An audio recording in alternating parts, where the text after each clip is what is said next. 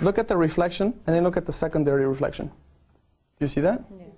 That is good use.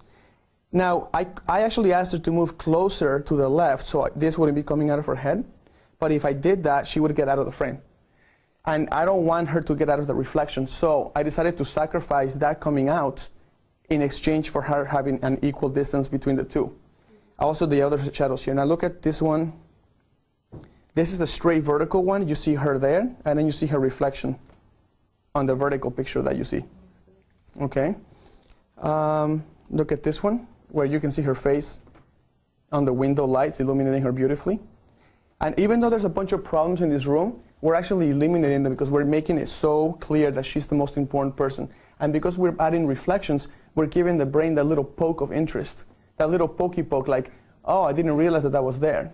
And that makes it really more interesting than just a flat photo. See what I mean? So let's see. Susan, do we have questions for this segment? And then I'll... Yeah, hold on. You're going to go ahead and button your... But you can button that thing if you want. That thing, that wedding dress. Ready for some Q&A? Yes.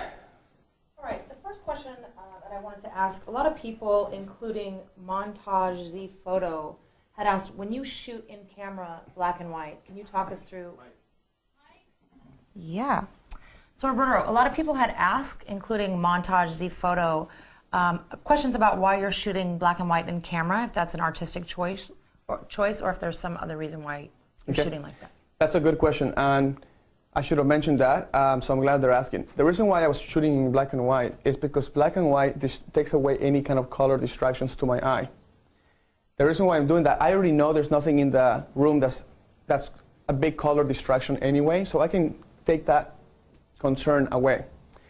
The reason why I'm shooting in black and white is because black and white only shows the luminosity of the photograph. It only shows the light.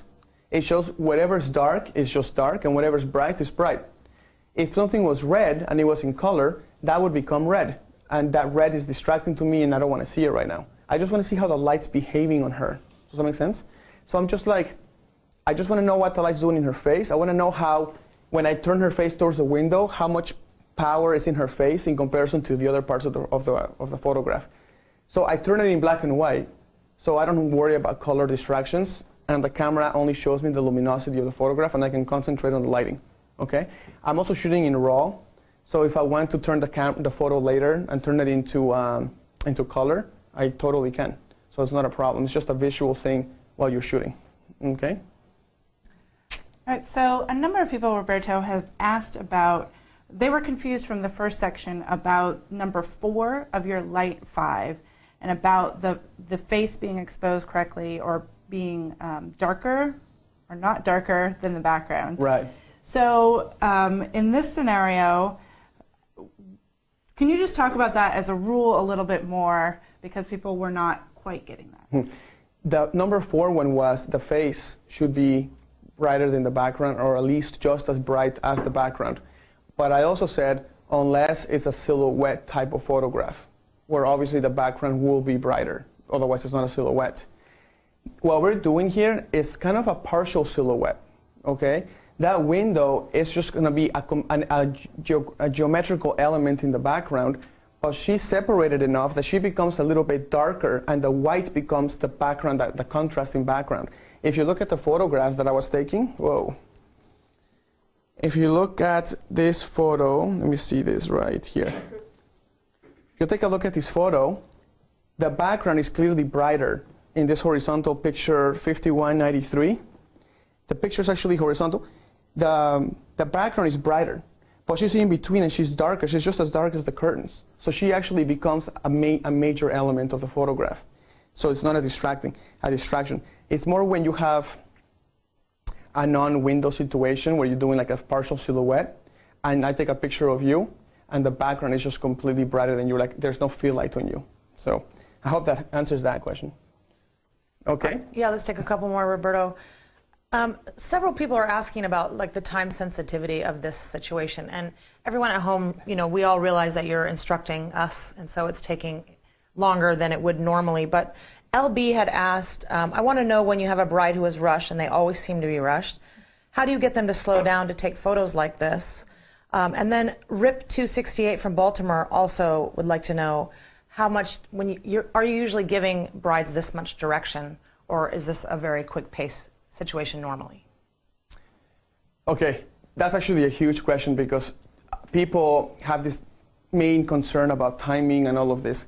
This is an instructional environment, so I am spending quite a bit of time talking about the little details here and there. If this wasn't an instructional environment, my second shooters actually tell me they don't even know what happens. It's like lightning. You know what I mean? Like I'm sitting with my bride and I'm like, sit over here, move to the left, move to the right, move the finger, boom, boom, boom, sit over there in that blue couch, turn your face towards the window, bend your leg, take a picture quickly, like 1, 2, all right? When I took that picture from the bed, stand over here, just hold your bracelet. When she was sitting in the chair, hold your bracelet, I'm gonna put the dress, take a picture, done, okay? All of this stuff can happen very quickly, but I have to still make quick adjustments. I just become, because I do visualize so much, I try to get rid of elements that are distracting before I tell her to go there, okay? It doesn't take long to take great pictures if you know how the light behaves. That's really the key. I know what a boring picture is gonna be in this room. I know what distracting elements are gonna be in this room. If I take a picture of you right now, there's a white thing crossing right over your head, and you're totally dark. If I was to take a picture with you and I include this window becomes the focus of attention and you wouldn't be at all. So you can come in a room like this and completely ruin it anyway. So yeah, I do give brides a lot of direction, Susan, and because they want it. I feel like they need it. If you don't give them direction, in fact, I did that. I said, just put on the dress. And what happened to her back? She just slouched. I said, go ahead and just put on the dress. And her back just slouches, and they just kind of just power through it.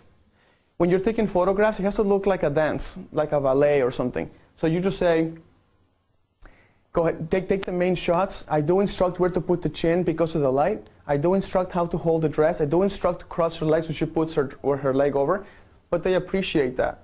The final product is going to look amazing. I know Brad is going to be like, can you please stop making me look beautiful? Can you please stop? I want to look really bad. You know, so we can save 2 minutes.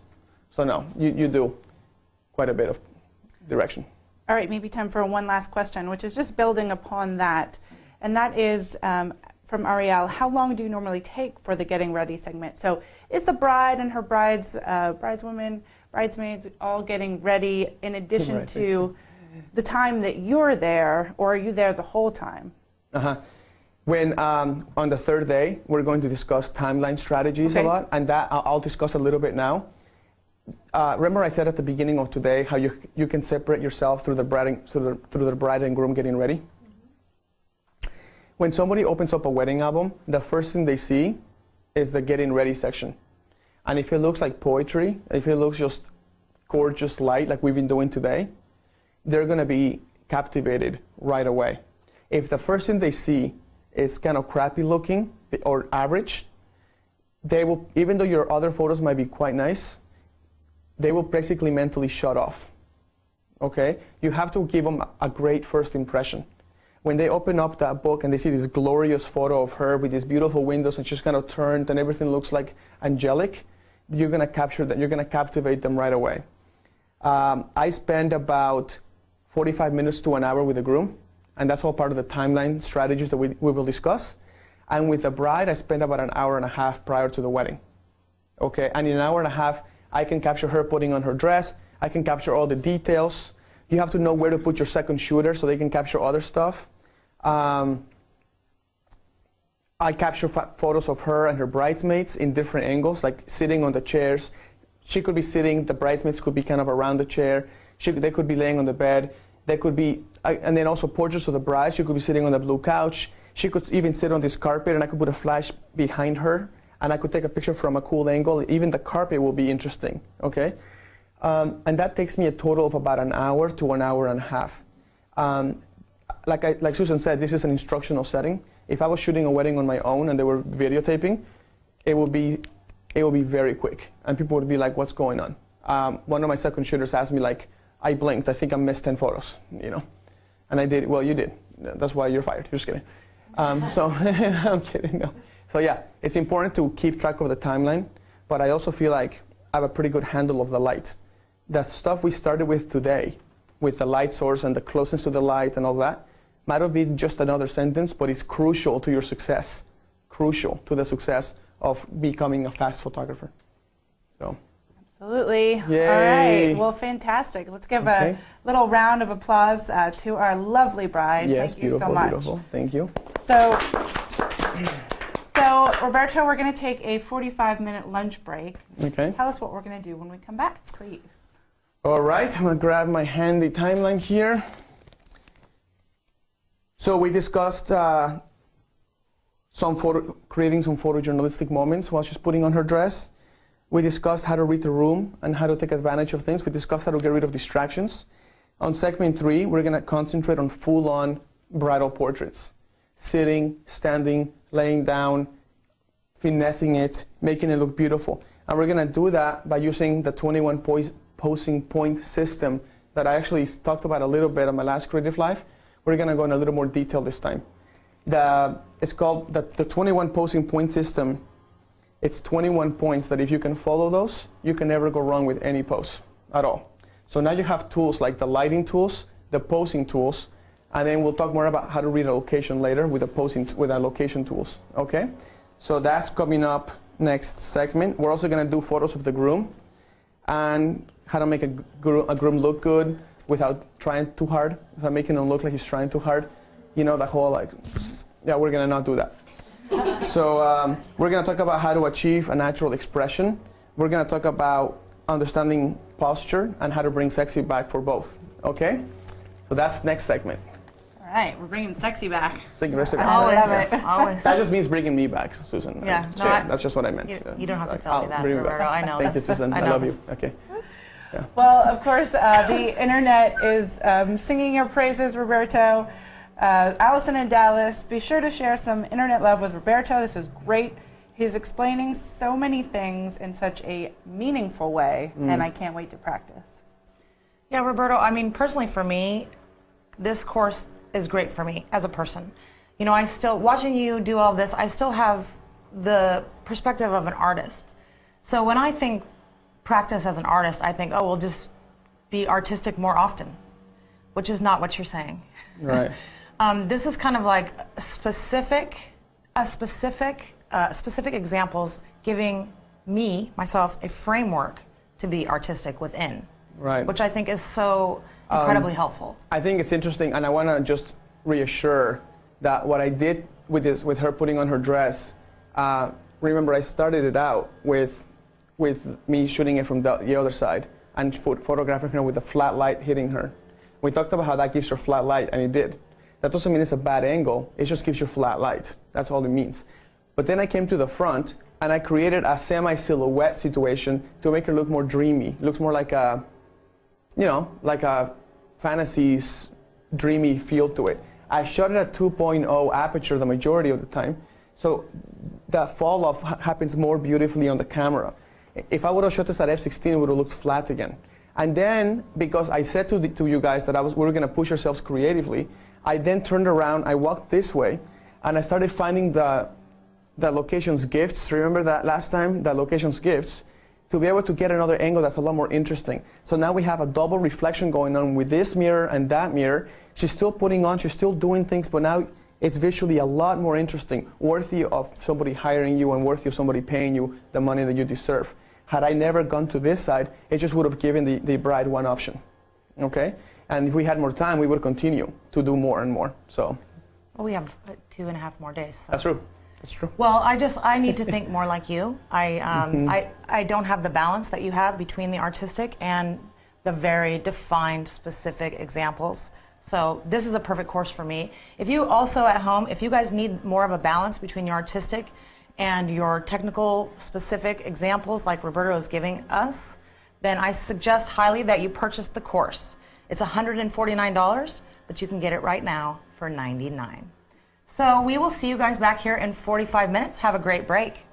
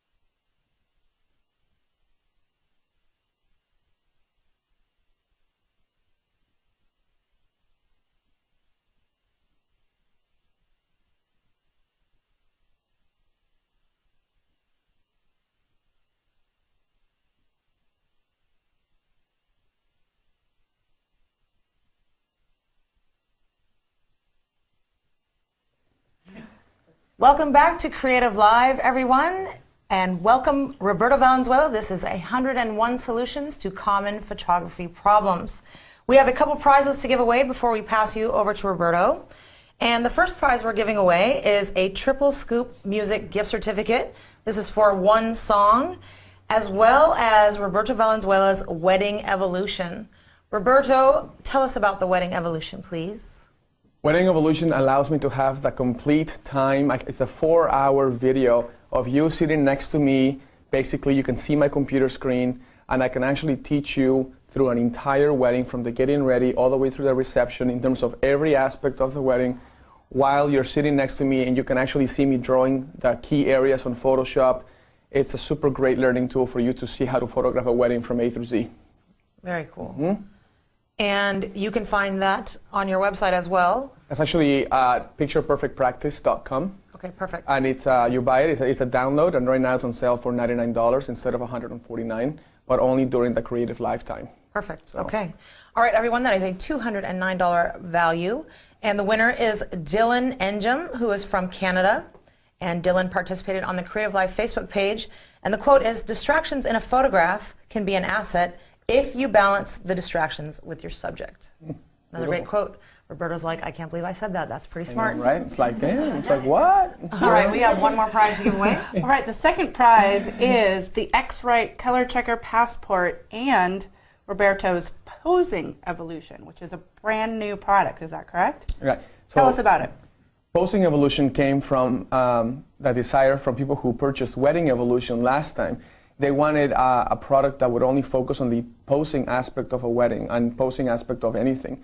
So it's an almost 3-hour video focusing what I'm going to talk about right now, but in much more detail. That's also a download that you can purchase at pictureperfectpractice.com, which is the title of my book.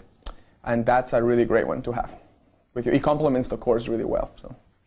Fantastic. Well, thank you for putting that together and for putting those at a discounted price for all of you out there. So the winner of this prize is Vic Chohan from Las Vegas, Nevada, where we just were with Roberto for a full week. And the Twitter handle is @VicCPhotography.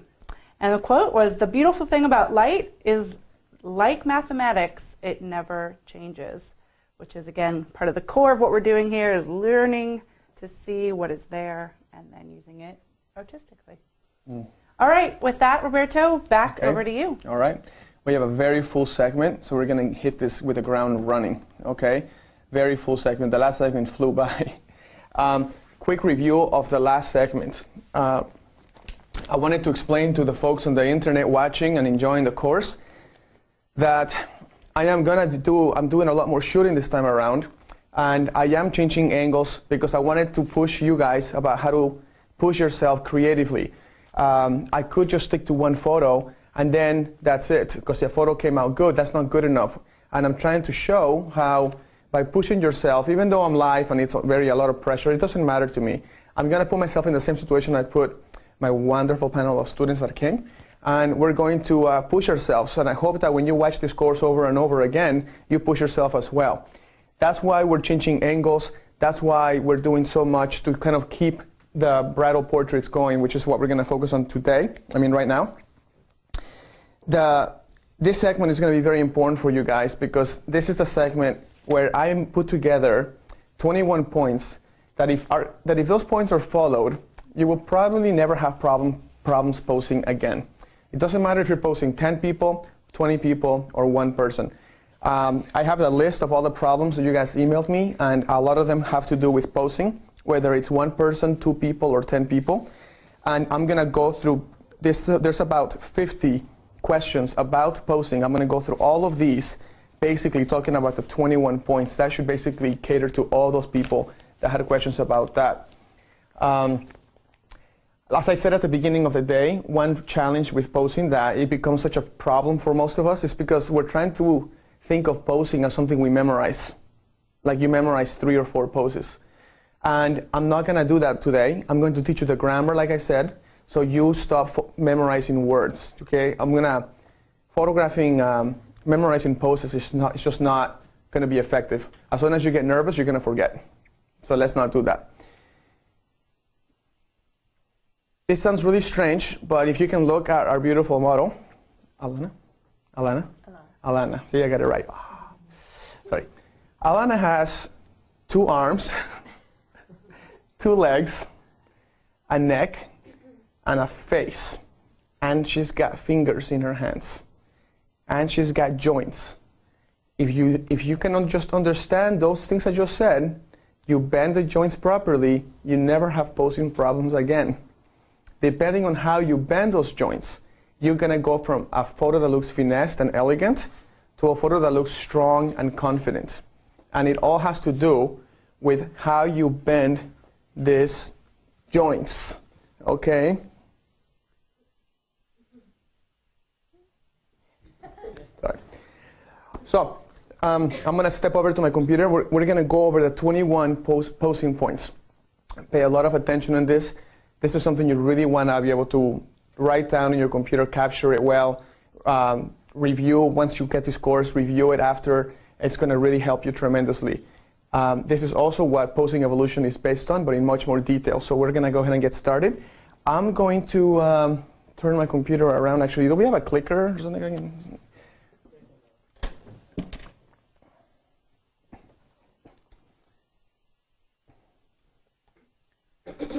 Okay, the first point of posing of the 21 posing points is very simple.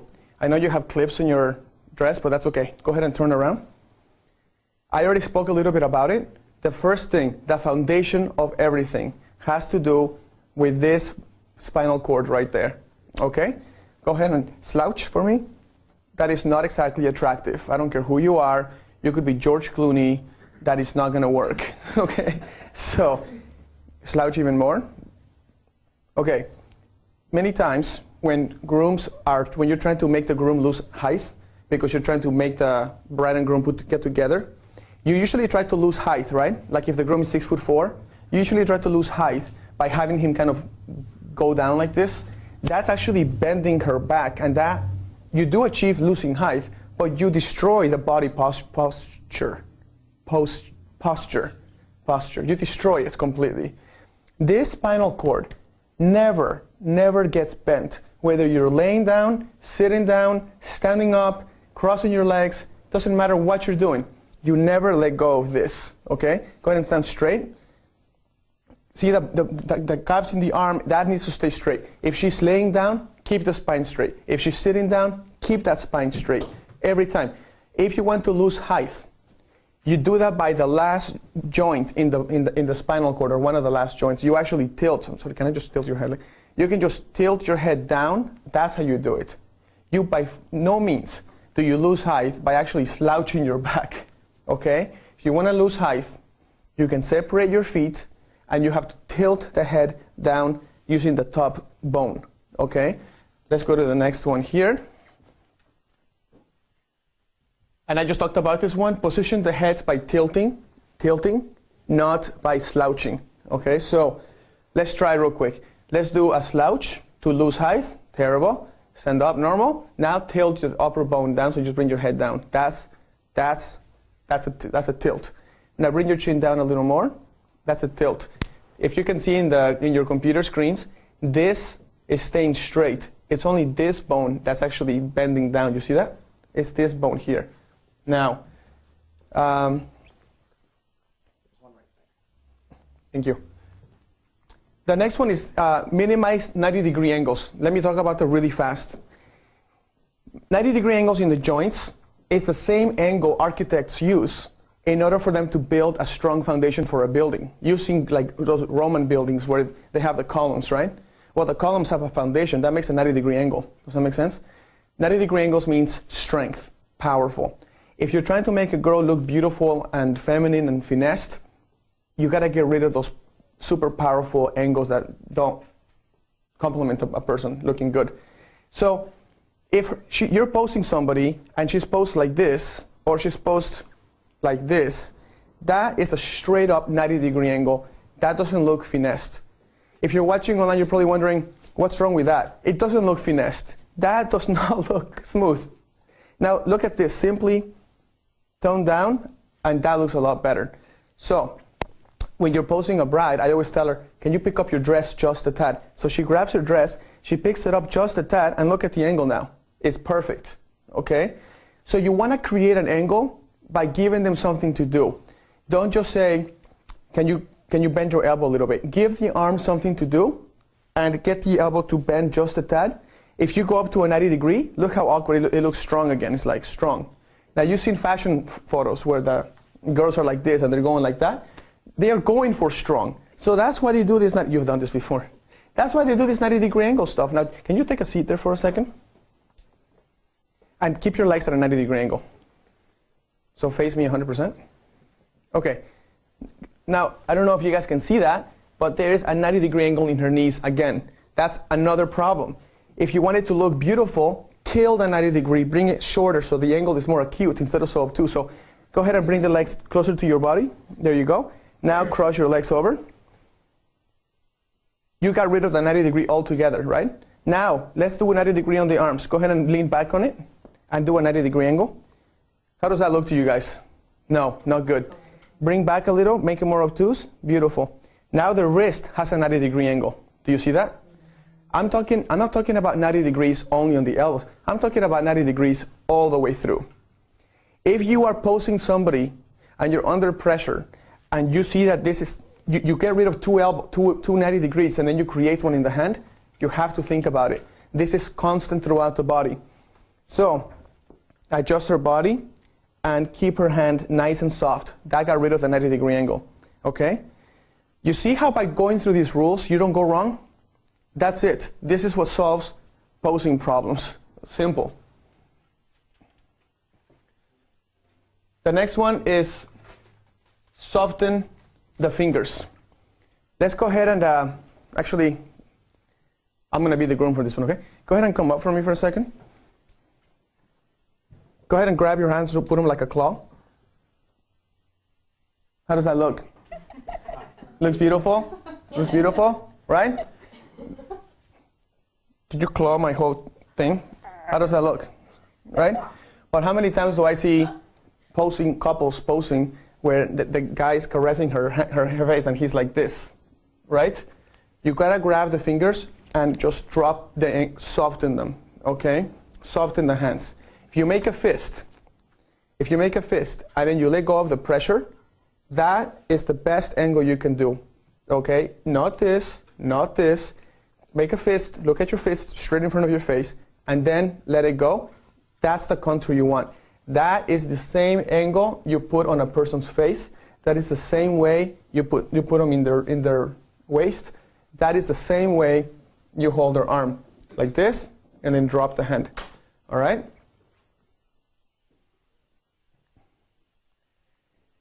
Give the hands something to do. Let me give an example. I'm standing here, I'm photographing Alana. Alana? With Piranha? Alana. See, she knows how to get to the brain. Alana. Alana's standing there, she looks beautiful. Bring your arms down, don't do anything with them. How does that look to all of you on the internet? Probably really bad. You have a beautiful girl, and you just ruined her. Right?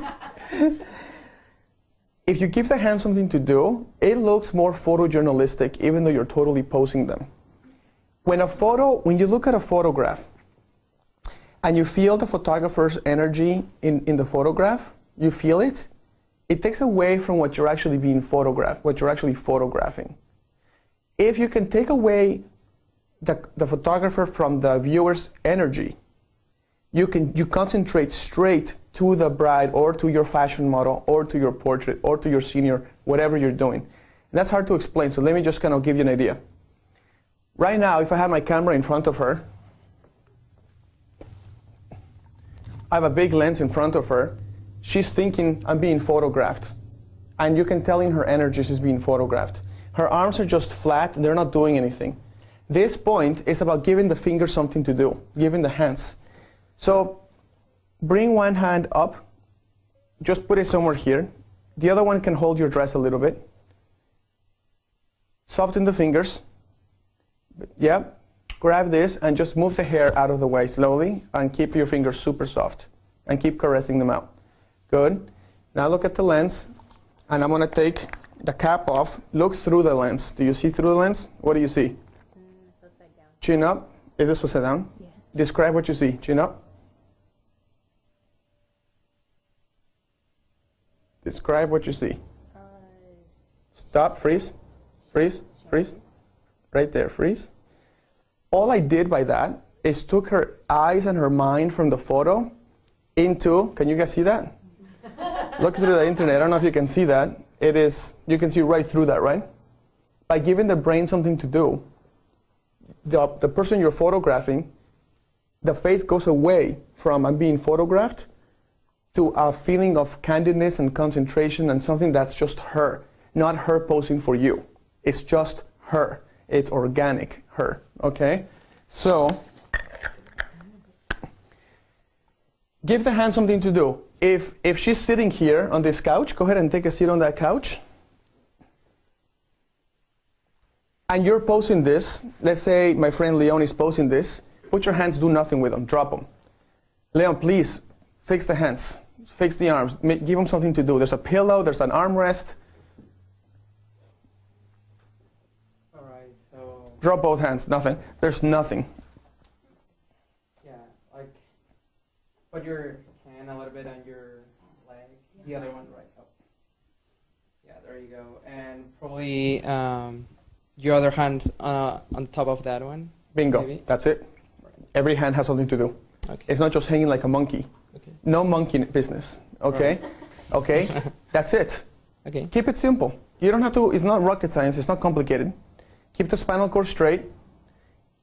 Avoid 90-degree angles. 90-degree angles are not bad. Let me just make sure that, you can sit down, thank you so much. Great. Let me just make sure to say this. 90-degree angles are not bad, and sometimes I do them myself in my own photographs. I'm not saying never do them. I'm saying maybe try minimizing them. They don't look very glamorous. They look strong, okay? If you're going for strong, then 90-degree angles is all you.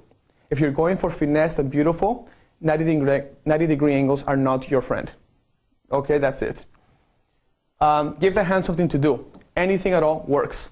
You can put the hands on the leg, put the hands on his lap, put the hands on her dress, lift her dress up. Give her hand something to do, and you're golden. Can you come over here a second again? And actually, can I... okay, the next one is give the origin of the fingers. Show the origin of fingers that are just showing up. In other words, the origin of the hands must be visible in a photograph. Let me explain that point. If she was to, let's see, come over here. Don't feel my love handle, okay? It's really a problem right now. Okay, so. Sorry. Okay, sorry. Okay, wait. If you're photographing from your angle, see that? Yes. You see the hand, you see the fingers? Do you see where the hand comes from? Sorry, do you see where those fingers come from? You just see fingers, right? Now, if I go like that, it's even, well, how does that look to all of you on the internet right there? Huh? Right? Now, if she goes like this, same problem, right? This is not working.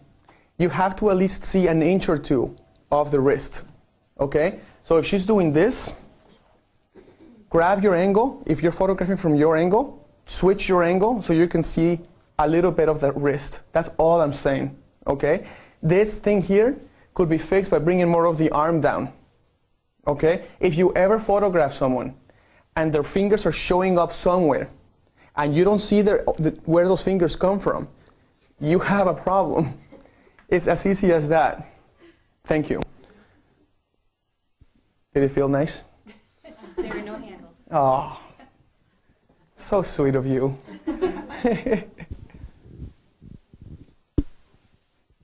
The next one, I'm going to put you in front of the camera right here so they can see you clearly. Obviously, these are the collarbones. The collarbones, if you want to put them in a strong manner, you go ahead and put them symmetrical to the camera, okay? If you want them to look finesse and elegant, you got to turn those bones away from the camera. That's all I'm saying. That's all it is. Now, remember what we talked about. The light source is in that direction, so you would probably turn the collarbones away from the light and then the face back towards the light. Sounds good? Okay? Collarbones at an angle. Now,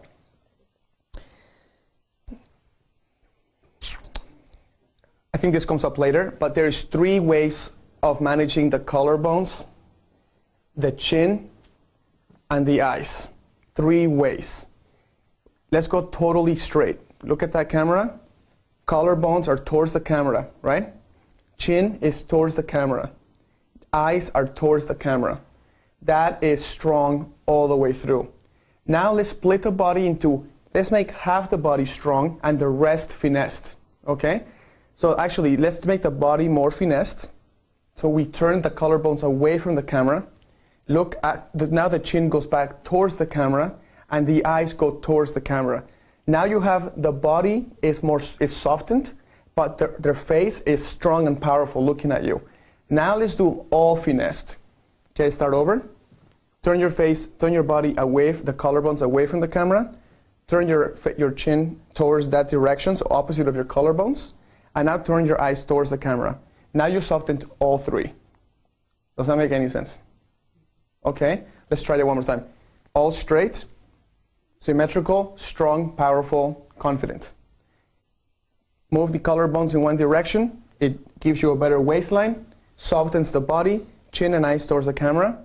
Now this part is strong, this part is softened. Now bring your chin that direction and your eyes towards the camera. Now the whole thing is softened. Okay, that's that. Shift the body weight to 1 foot.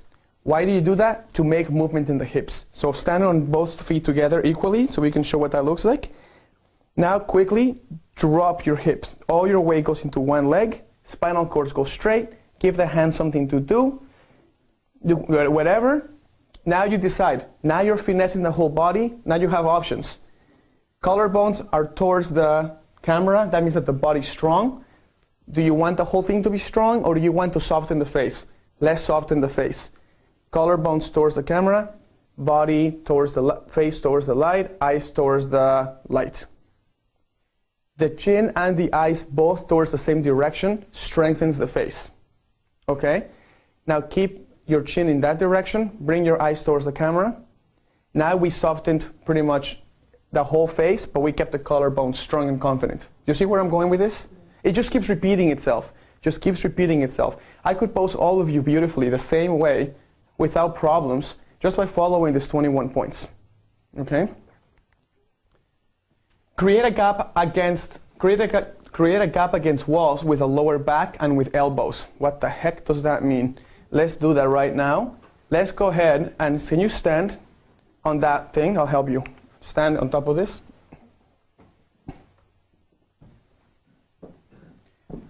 Yeah, put your back against that wall, all the way flat back, flat, all the way through.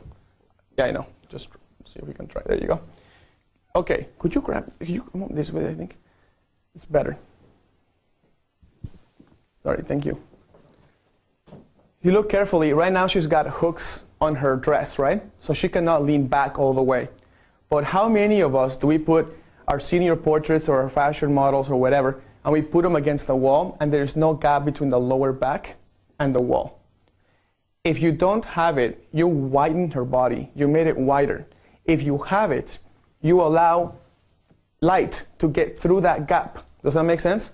So I'm going to grab one of my ice lights real quick. Where is it? I'm going to grab one of my lights, and I'm going to put it right in there. Go ahead, and there you go. Now, you can put your butt back on the wall, but arch your back. Okay, good. Now, arms comes this way. And now you have a pretty beautiful gap right on that lower back section. Does that make sense? That allows light to get through, and that makes her back super sexy. Now, put your body weight, drop your body weight, put one leg. This is the closest leg to the camera, right? So let's bend this leg across. Bring that foot all the way back towards the wall. Bring this down, chin up, and towards the light. Do you see what that looks like? Looks gorgeous. Okay, so remember, you gotta keep a gap on the lower back. Okay, thank you. Beautiful. Okay, the next one is one hand higher than the other. Let's say she's hugging me, and I'm a groom, she's hugging me, and she looks like this, and there it is, right? Both hands Sorry. Let me enjoy this for a second. Okay. Ooh, I'm watching. Okay. So okay. You put both hands here. What are they doing? They're just totally mirroring each other, right? Boring. Now you go like this. How does that look? A lot better, right? Now, go ahead and give me a squeeze. Pretend you like it. Okay, there you go. You see how it looks a lot nicer? But if she wasn't, let me see if, go ahead and do that. How does that look? Weird, right? So remember this, keep one hand higher than the other. Okay, you can do this, and you can go like this. You can do whatever you want. You could do it on her. She could be here. She could be here. She could be relaxed, pick up the dress, whatever, like that, that's fine. She could just be as simple as this. As long as one hand is higher than the other, it removes that awkward, contrived feeling that you get. So remember this, avoid mirroring the body parts or the hands or whatever, okay? The next one, go ahead and look at this camera again. This is symmetrical posing, okay? If you want it to be super strong, keep everything symmetrical towards the camera. So I'm gonna actually lean your body forward towards the camera to even strengthen the pose, okay? And I'm gonna bring your chin up a little bit, and you're gonna keep everything symmetrical. You can go like this, relax, and good. You see how that looks pretty strong and powerful? Same thing with a guy. If I'm a guy, thank you, relax. If I'm a guy, which I am, by the way, and you put both hands like this, and I'm looking at the camera, and then I just bring my chin down, and then I look up, it looks strong. Symmetrical posing, where the left side and the right side match perfectly, is for strong posing. When you're trying to make the guy look more sexy or whatever, you turn the collarbones, you turn the face and all that. Okay? So, if you want it to look relaxed and soft and cool, create angles the way I just told you. If you're trying to create strong, powerful, and confident, symmetrical pose works well. So that's the other point. Pose the eyes. Okay. We did a little bit of this, right? The eyes have 3 factors we have to consider when you're doing stuff. 3 factors. How much of that, where is the iris looking at? That's factor 1. Factor 2, how much of the eyeball, of the white eyeball, shows in proportion to the iris? That's 2. And third, how much of the eyelid shows up in your photograph? And more importantly than anything else, when you create a combination with those 3 things, what is the expression that you achieve? Does that make sense? For example, we want to go for sexy. What combination of those 3 things gives you sexy? You don't know. We haven't practiced it, right? Let me give it to you. Sexy means get rid of the eyelids. No eyelids. If you want sensual, make the eyelid 50% of the eye.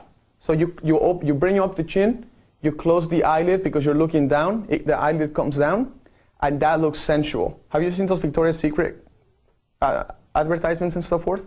The girls are always looking up and they're always like checking you out, kind of like it's a sensual look, where the eyelid is 50% closed.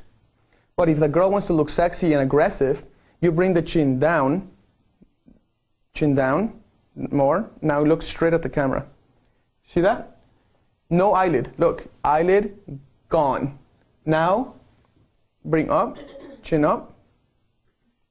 Right there, breathe through your lips. So now bring, look, 50% eyelid, 50% eyeball. Does that make sense? Now, we're going to control where the eye is going to go. So, take a look at my remote, chin up. Now look how I can control the eyelid. Ready? Eyelid gone. She looks like she's spacey, wondering where she is at, right? Down, she's in thought. Come over here, chin down, eyes up. Right there. Beautiful, elegant, and it's starting to get to the sexy area. Does that make sense? So guys, if you're watching online and you're posing your bride, you better go and do some exercises and do that combination of those 3 things. And then write down what expression do you achieve by combining the different the different eyeballs, or I mean different eye factors, okay? That wasn't confusing, was it? Okay. Can you go ahead and take a seat again, please? I talked about this on my last CreativeLive class, so I want to kind of go over this quickly so we can actually get onto the posing area, okay? The invisible plane angle check is one of the most important things you can do to make a photograph successful. That means that if you were to point your camera, oh, this one's tethered, okay. If you were to point your camera at a subject, this one has no lens.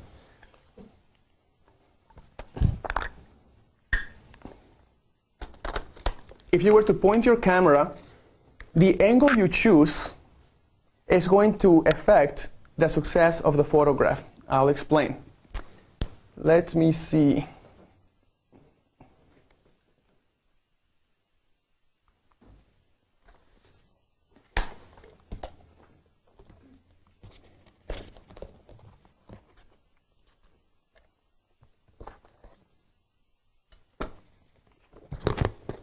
Okay, check this out. You're sitting here, right? And you say, I'm going to photograph Elena. She's beautiful. Elena. She's beautiful. And you choose this angle. Why is this a bad, actually lean back, normal. Just bring your knees towards me again. Okay, there you go. Why is this a bad angle? Because if I was to push my shutter button here, this invisible thing you have to kind of imagine coming out of your camera comes out, and it hits her knees first, right? When that happens, her knees are here, her eyes are here. Now look at the distance that you're getting. You're pulling about 25 inches or something like that, 20 inches, between the knee and her eyes. The rule of thumb is you want this invisible thing that comes out of your lens, that you imagine coming out of your lens, you want this to be hitting the eyeball first, okay? Are you going to get the eyeball first all the time? Absolutely not. But you try your hardest to minimize the distance between whatever this thing hits and the eyeballs. So let me do that again. Bring your knees in that direction. Bring your body towards the camera. Okay, relax your arm a little bit. Keep the spinal cord straight. Soften your fingers. Okay, I'm going to go to the same angle now, okay? I shoot. Comes out. It hits here first now, right? Now watch this. Bring it up. Now we're 2 inches away from her eye. That's successful. That works. When you look at this picture, the person is not defensive. Her body's not away from the camera. Her body's towards the camera. This is really important. If I didn't want to move her knees, put your knees back in my direction. If I wanted to keep her knees in that direction, and I still wanted to shoot from this angle, simply raise the camera angle and shoot down into her. That way, when this comes out, look, picture, comes out, hits her in the face right away. Okay? If she's hugging her husband and she's putting her arm right there, okay? And I'm taking her picture, and I'm a photographer and I choose this angle. This is a terrible angle. As she stands right there, if I was to take a picture from this angle, I'm going to launch this thing. It's going to hit her elbow first. And that elbow and her eyes are about 15 inches apart. That's way too much. You want to keep it around 3 to 4 inches maximum. Okay? So how do you fix this actually? You bring that shoulder, the elbow, and you just bring it down. Now when you shoot this, boom, boom, boom, boom, boom. Sorry, let's go same angle, shoot it. Now it hits the elbow here. Her eyes are now 3 inches from the first point this hits. Okay? Very important stuff. If I was to photograph you from here and your body was to be back, go ahead and go back. And I don't change the angle, I take a picture from here, she looks defensive. She looks like she's not interested. You want the person to be inviting you by leaning forward towards the camera to look at you. But when she's like this, it's like saying, you're taking my picture, don't look at me. And it doesn't look good at all. It's not inviting. So next time you go out and you do a photo shoot, imagine this little thing coming out and ask yourself, where is this hitting first? And how far away are her eyes from this? Okay?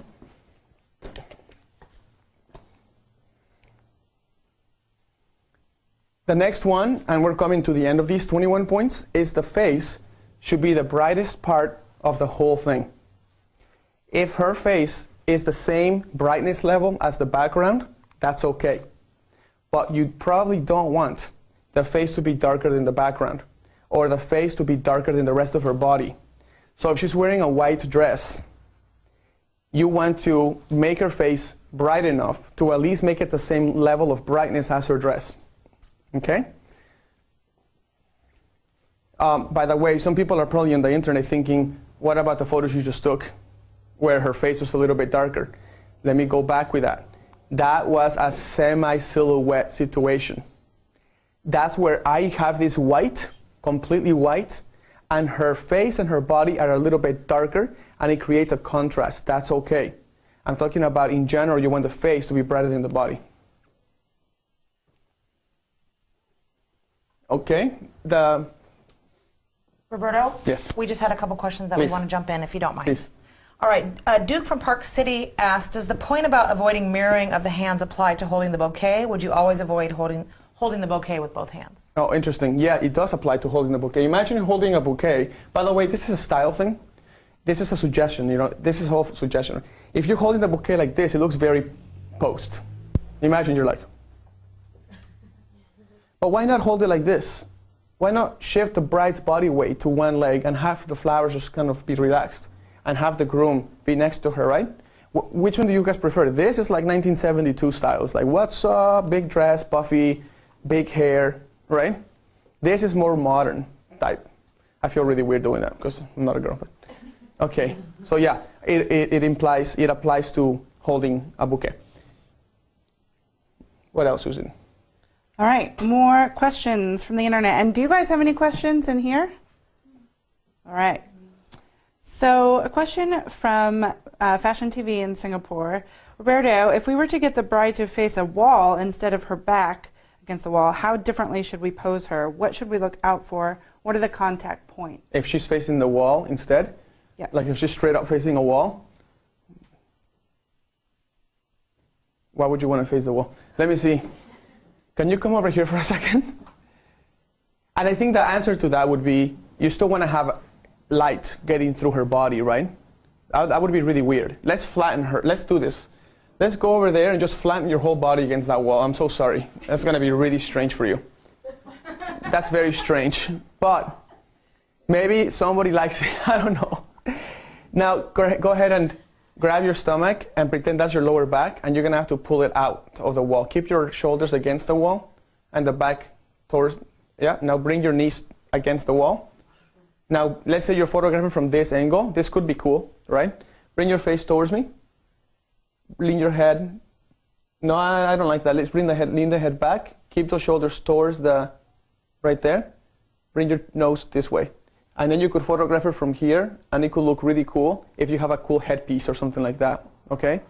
But I'm still creating gaps on her stomach area instead of her lower back. It's the same area here, okay? So thank you. Cool. All right, thanks, Roberto. You're We just welcome. wanted to get in a couple of those. No problem. Thank you. Okay, the next one is the nose X factor. And I talked about this last time, so I want to get through this quickly. If you have...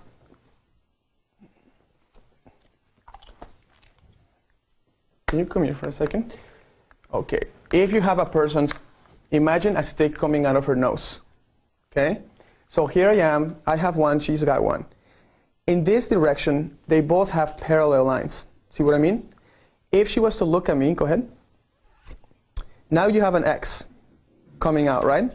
If we were to look at each other, there's her line, there's my line, they're parallel. Cheesy, looks cheesy. Okay? Now, if she was to lean her nose, let me see. I'm going to look at you. You lean your nose this way and down.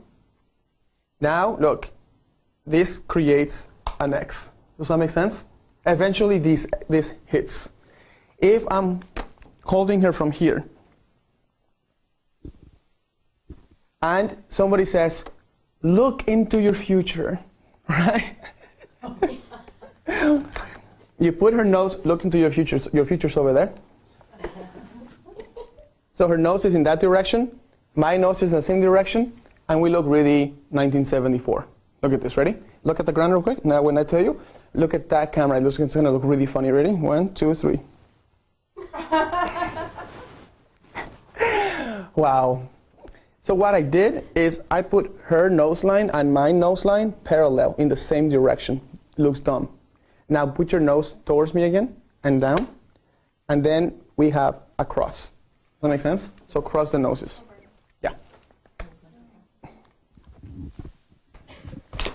Could you show us then something that would be like a traditional, like for grandma kind of pose, like where they both want to be looking into the camera? Mm-hmm.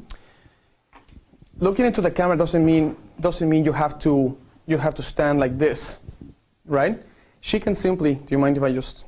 She can simply bend her neck, her head towards her higher shoulder. So let's say you drop your body weight. So this is the higher shoulder. Tilt your head towards the higher shoulder. A little less. And then she's holding her bouquet. Hold it like a mirror. See how that messes it up right away? Now go ahead and go like this and drop this like that and hold it like this. Drop your weight. Bring that leg a little closer to this side so you can see the contour of your thigh. Keep your spinal cord straight. Bend the arm a little bit. Bring the wrist down a little bit so you're real nice and relaxed. Tilt your head to one direction very slightly and smile. Looks nice, right?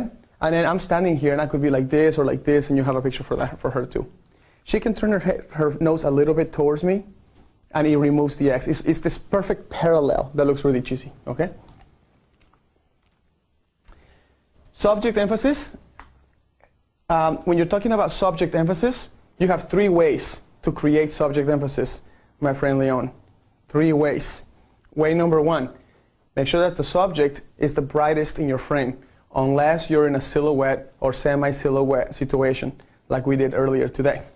Number 2, the relative size of your subject and the frame should be the biggest. So she should take up the majority of the frame, okay? That doesn't apply if you're shooting a landscape with a subject. If you're shooting a landscape with a subject, the landscape and the subject are not going to be the same size. This is not a must. This is one of the musts if you're shooting a straight-up portrait, okay? Just taking a picture of someone, and I show that entire weird section, and she's like this, and I'm trying to show her, it creates a problem. We don't know if you're taking a picture of the room or if you're taking a picture of her. Okay? So the third one is she needs to be in focus. That's pretty simple. And you'll be surprised how many times I see photos where the main subject's out of focus. So it doesn't work. It also means that if I'm here and I'm kind of like an accessory and I'm like this, and she's looking at you guys because she's looking at the camera, or just look at this camera right here. She's her eye should be in focus, not mine. The subject emphasis is on her because she's the one that's in focus. I'm kind of hiding in the background, kind of like an accessory, right? So that's the other one. And last but not least, be specific when you're posing. Instead of telling her, like I've been pretty specific with you. Why are you holding a random light? Just kidding. Be specific. Let's try specificness. Let's see. I'm going to pick on David. David, I'm not going to say squat. I just want you to be specific when you're posing her. Be specific about where she's looking, about her arms. Don't help him at all. Drop your whole body, nothing, and start from a clear canvas. Okay. Do it while she's sitting in that chair, would you? Okay. Okay. Don't help him at all. Okay, when you sit down, I want to cross your right. I want you to cross your right leg over your left leg. There you go. So can you sit further back on the chair? Okay, and I want you maybe a little bit forward. And then I'm going to want your upper body to lean into the left side of the chair. There you go. Yeah. It's looking good. Thank you. Continue. I saw this picture on your website. Oh my God. I'm kidding. Oh, beautiful. I'm kidding. Okay, let's have you. I I want to pull your left shoulder back a little bit. There you go. And bring the, well, no. Let's have you turn your head towards, ooh, that's actually nice right there. Yeah, I like that. Okay, your right hand needs to come across. That looks terrible. This is good because we all do this. It is, and you fix it. Okay?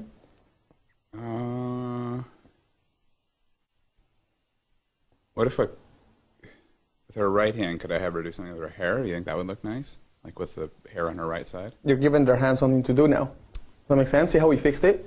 Yeah. Okay, and actually... More like you're brushing it out, but yeah. Do it in motion.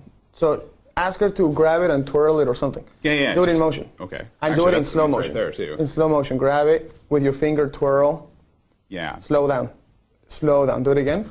Did twirl and slow motion, like super slow, super slow, super slow. Soften your fingers as you do it. Super slow. Stop. Does that make sense? Come down, a little further down. Stop. Beautiful. Now, is her face the same intensity of light as her body? The answer is yes. Her face is exactly the same. So how do we fix it? Grab a light source of any kind and just give her face just a little more pop. See? Look up. Done. Now you have catch lights in her eyes. Her face is brighter than the rest of her body. And she looks beautiful. Keep twirling that. And keep looking at the eyes light. She looks 7 inches from my eyes light. Look about right there. Boom. Now let's pose her eyes. Bring her eyes down. Keep twirling. Take a look at this cross right there. Keep twirling. And you take her picture this way. This is a photograph, a professional grade. This is laziness. See what I'm saying? This is not exciting. Even though her body is away from the light, she's turning her face towards the light. That's better. But we can make it even better by making her face just a tad brighter. Push yourself a little bit. If you don't have this, grab yourself one of these guys. Where is my reflector?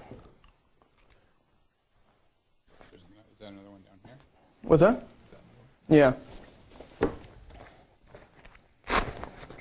This is another sun bounce reflector. Really great. Grab a reflector.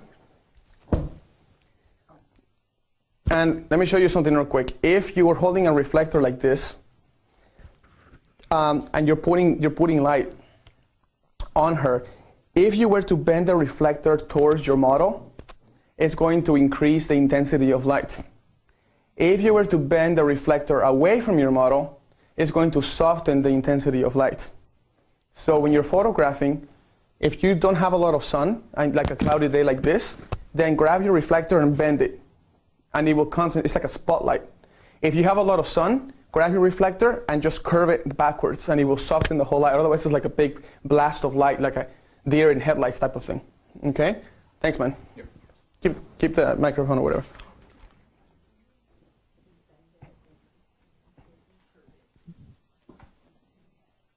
Can we look at the computer screen? Can everybody look at the computer screen, even on the internet, please? Okay. This is my beautiful wife that you're seeing on the screen. Can you see my monitor there? What are her hands doing? They're doing something, and one is higher than the other, right? What's that? The fingers are soft, right? Soft. They're not 90 degrees. What about now? Do you see how her body is towards the camera? See how her face is towards the camera? We want that. See? She's not defensive. She's towards the camera. She's offensive. Okay? Which kind of pose is this? Symmetrical, remember? Mm-hmm. Symmetrical. Does he look strong, confident, and powerful? Sure, because it's symmetrical. That's what I mean. These little 21 points are no joke. These 21 points really solve all kinds of problems. In fact, for you guys, and for everyone watching online, why don't we start posing Alana? Why don't we start screwing it up from the beginning quickly, and then we start putting those 21 points and see how we fix it right away. Shall we? Okay.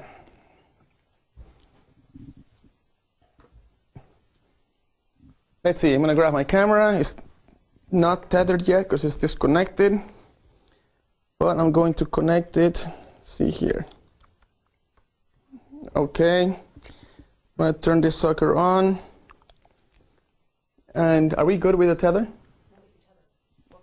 Okay, I'm going to go ahead and start anyway, okay?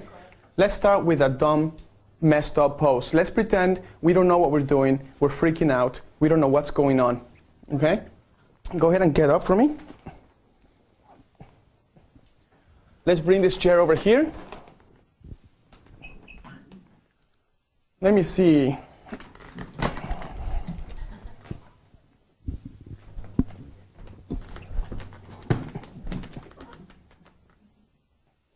Take a seat on the, I'm just using the stuff in the room, right? This is not something I brought, I'm just using it.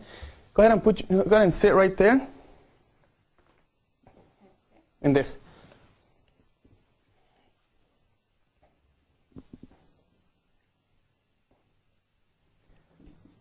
All right, let's start working on this. Let's fix it quickly, okay?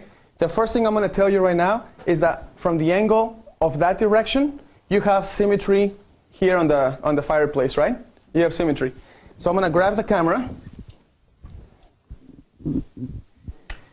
Go ahead and slouch your back. Do everything wrong. Do everything wrong. I just want to show to the people watching on the internet how easy posing really is. Not complicated. 21 points, 5 lighting things to keep track of. That's it. Okay. All right, arms down. Okay. Let's do something kind of interesting. She's sitting down, there's symmetry there. Because there's symmetry, symmetry is strong. So let's play with that symmetry again. Go ahead and put your arms, I don't know, go ahead and put your arms. Let's lower the angle of one of them, only one of them. Good. Bring the other, let's see, bring that right hand across your left thigh, right there. Keep your spinal cord super straight, right there. Soften the fingers of your right hand. I can see tension. Beautiful. The lighting is terrible. We're going to fix this lighting. It's a total mess. So I'm going to grab 2 of these suckers, and we're going to put them together. Can you help me, Leon, real quick?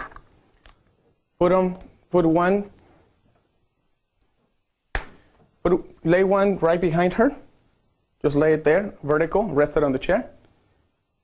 Put the other one by her face. Break it, please. Just kidding. Let's break the light. Just kidding. No. That's good. That's good. Beautiful. That's going to give her, see, you can see the light coming through her elbow. Relax the elbow. Beautiful. Relax your whole body, but keep your spinal cord straight. Good. Breathe in. Breathe out. Okay, I see your problem. We're going to fix the problem by simply grabbing this, and I'm going to make this more relaxed by having her rest her back against that. Does that make sense? Then I'm going to put this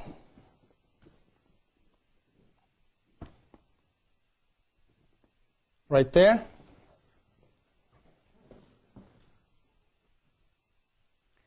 Let's put the light on her.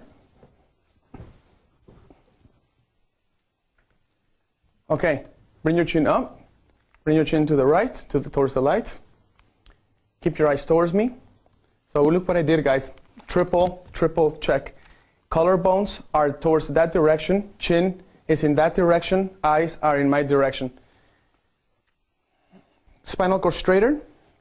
Chin that way. Eyes this way. Bring the light higher so it hides the nose. Did you see the nose shadow disappear? Bring the light closer to her so I can get a softer shadow. Stop, too close, little left, look. Look at the shadow, guys. I'm just looking at the shadow in her face. Make it vertical so I can get rid of the shadow better. Beautiful. Let me see. Bring that light and bring it across a little bit. No, not closer. Around her. The other way. Stop. Now look at the camera.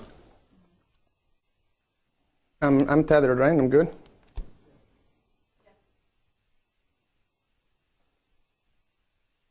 And the camera doesn't turn on. So I'm going to turn it off and turn it back on. And camera doesn't work. Let's see. Well, pretend it's a really good picture.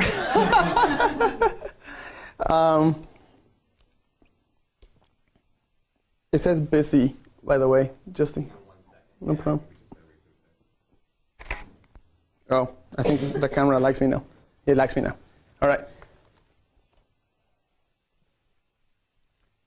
I'm actually going to change my lens to a 35 millimeter. Let me explain why.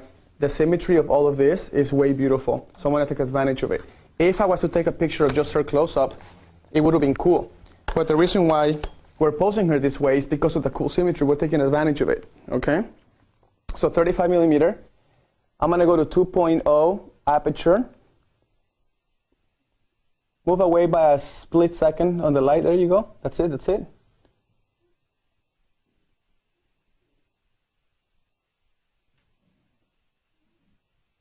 Breathe in. 1, 2, 3. Close your eyes. Chin down.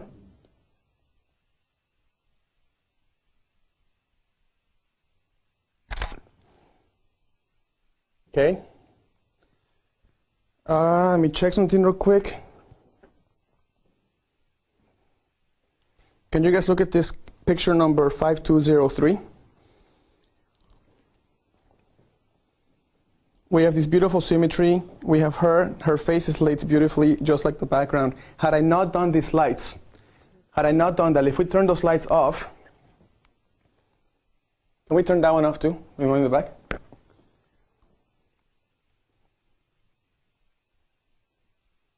Had I not done that, this is what you get.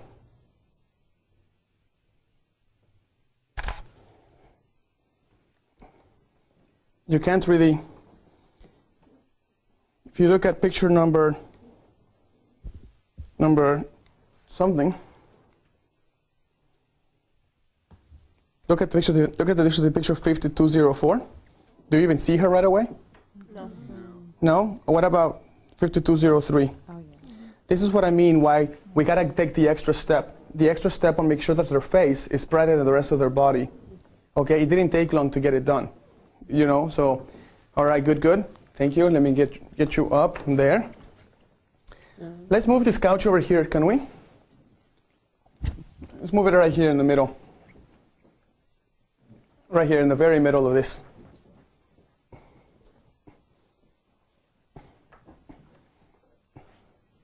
Go ahead and take a seat.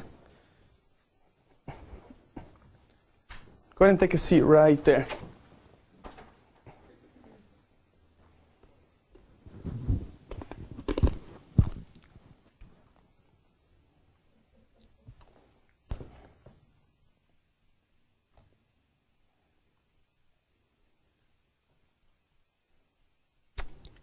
Move about 1 inch this way. Stop. Bring your arms in the back of the chair to rest your body, to give the hand something to do. Spread your elbows out so I can see the gap between your elbows. Bring your chin towards me. Bring your chin up a little more. All right.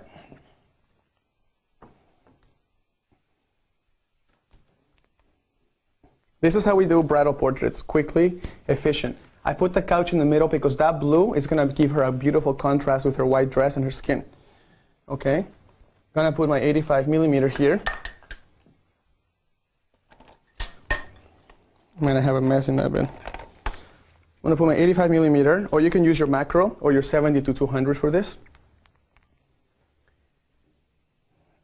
And I need to adjust the light so she's brighter than everything else. See? The little details. So, can somebody hold this up right here? Where's Julia? Oh, there she is. She can do it, man. I'm going to throw this quick reflector just on the ground, so it avoids any kind of funny shadows happening because of the light being at that closeness, okay? Put the light right over here. So, okay, let me see here.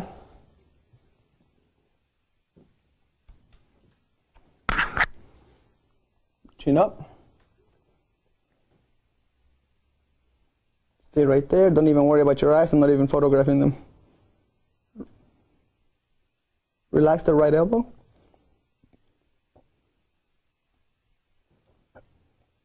Get closer to her lips.